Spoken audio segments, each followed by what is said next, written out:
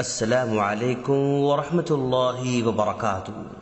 سامعین، آج ہم ہجری کیلنڈر کی کچھ اہمیت آپ کے سامنے رکھنا چاہتے ہیں۔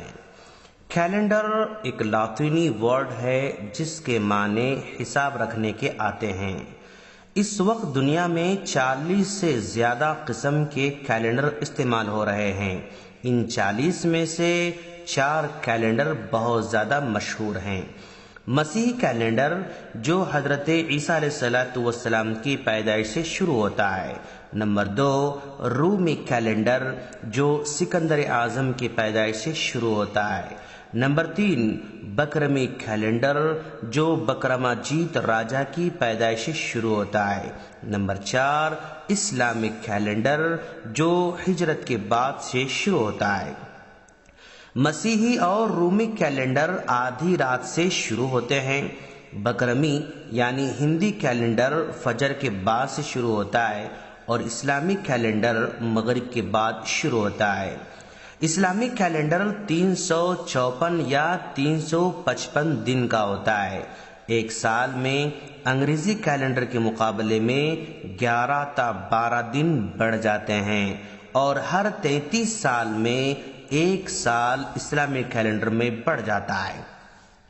حضرت عمر فاروق رضی اللہ تعالیٰ عنہ کے زمانے میں حضرت ابو موسیٰ اشعری رضی اللہ تعالیٰ عنہ کی طرف سے شکایت آئی کہ امیر المؤمنین کی جانب سے خطوط آتے ہیں لیکن پتہ نہیں چلتا کہ خط کب کا ہے، حکم کو کب بجا لانا ہے۔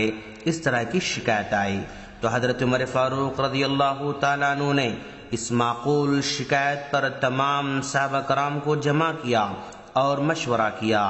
جمادی الاخری کی 20 تاریخ تھی۔ ہجرت کے بعد 17 سال گزر چکے تھے۔ آپ نے ہجرت کو ہی معیار بناتے ہوئے ہجری کیلنڈر کا آغاز کیا۔ اسلامک کیلنڈر کے بہت سارے فائدے ہیں، جیسے اسلامک کیلنڈر کا تعلق چاند سے ہوتا ہے۔ چاند سے تعلق ہونے کی وجہ سے اس کی مخصوص عبادتیں ہر موسم میں آتی ہیں۔ مثلا ماہ رمضان ہے، اگر اس کا تعلق سورج سے ہوتا یعنی انگریزی مہینوں سے ہوتا تو ہمیشہ ایک ہی موسم میں آتا۔ اگر گرمی میں رمضان ہوتا تو ہمیشہ گرمی میں ہی رہتا۔ اگر سردی میں ہوتا تو ہمیشہ سردی میں، اور اگر بارش میں ہوتا تو ہمیشہ بارش ہی میں آتا تھا۔ لیکن چاند سے تعلق ہونے کی وجہ سے چند سال گرمی میں رمضان آتا ہے اور چند سال بارش میں آتا ہے اور چند سال سردی میں آتا ہے۔ گویا ماہ رمضان تمام موسموں میں آتا ہے اور پھر اسے لوگ استفادہ کر سکتے ہیں۔ اسی طرح حج کا موسم بھی۔